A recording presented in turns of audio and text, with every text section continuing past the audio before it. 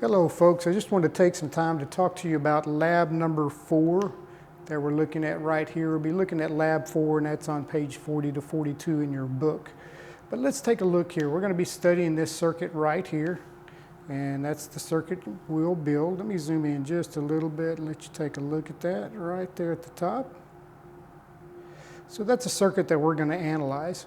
We're going to build this circuit with these three resistors, 330, 680, and 1K, and that's going to be in a just a circuit there, and we're going to apply 10 volts, and then we're going to take a reference reading. So let's take a look at this first one, and what we mean by this is that we have locations that are labeled A, B, C, and D. So these are my 4 locations, and what we're going to do is we're going to put our reference ground readings here, and then we're going to go over and move it to C.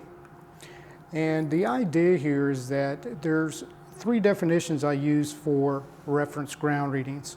The first definition is a reference point. The second is a point from where voltage is read. And the third one is a point of 0 volts. So those are the 3 definitions I use for ground. The first setup we're going to use is that we have 3 setups here. And we have 3 points here. We have point A here and point B here, point C and point D as it's labeled here. You can see my ground symbol is right here at point D. So that's the first reading we're going to take. And as you can look here in the circles I have circled right up here, as you can tell, is that the first reading for my 10 volts is going to be 10 volts when I read at point A.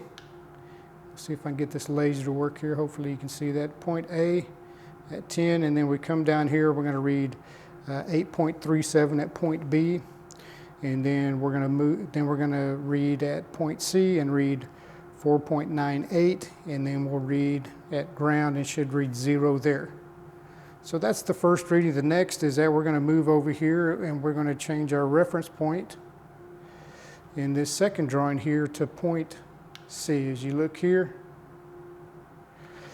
So the next point we're going to move is we're going to move our point to point C here, and then we're going to read from point A to ground, which is 5.03. We move it to B and read 3.39. At ground point VC in this case, we're going to read 0 volts. And then we have this 4.95, but recognize that is a negative reading because we're reading below ground. Then as we move along, we will look and see at reference point B. We're moving our ground up to point B here, and 1.64 at point A, 0 at point B, minus 3.34 at V, minus 8.37 at V. And then finally, we move our reference ground point over here to point A. If you look here at the very top, our reference point is A, and when ground is at A, we read 0, and then all my readings here are going to be negative at point B, C, and D. And once I have all my reference readings, if you look right here, this is the formula that we will use, and this formula we'll use to calculate all my voltage drops on VR1, the voltage on R2, and the voltage on R3, and pay attention to the sign convention, to the positive and negative signs, and all your values should come out to what I have in red right above here. If you look at here, I've done the problem for the reference at D, and you can see my first reading at VR1 should be 1.63. When I calculate voltage drop on R2, it's 3.39, and the voltage drop on R3 is 4.98. We'll take a look at the actual setup for measuring our values, and we'll take a look at that in our next video.